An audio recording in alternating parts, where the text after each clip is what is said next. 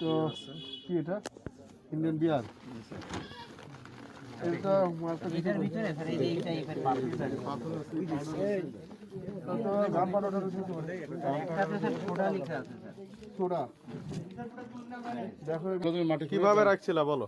এটা পোতা ছিল এগুলো মাটির নিচে পোতা ছিল, মানে এর ভিতরে গাঁজা রেখে তুমি ওই মাটির তলে পুঁতে রেখেছিলে না? কয়দিন যাবত ছিল এটা মাটির তলে?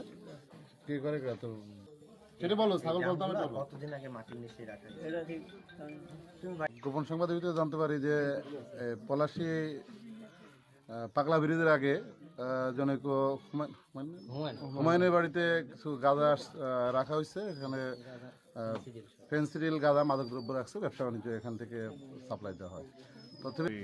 পাউডার জাতীয় কি এটা এখনো মানে জাস্ট আইডেন্টিফাই করতে হলো কি এটা দেখে পরে বলতে পারবো আর কি। স্যার শুনতে পেলাম যে হচ্ছে ওনার জামাই নাকি এটার সাথে সম্পৃক্ত আছে, এটা কতটুকু?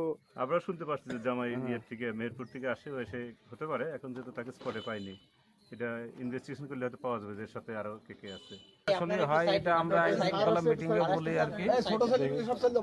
যে বাড়িতে পাওয়া গেছে আমি শুনলাম, আমাকে ওসি সাহেব বললেন আর কি। আমি এসেছি এখানে, এসে দেখলাম যে ঘটনা সত্য এবং ঘরের ভিতরে সিঁড়ির নিচে বাংকার করে যে অনেকগুলি মাল গাঁজা এবং গাঁজা তৈরির মেডিসিন টাইডিন সব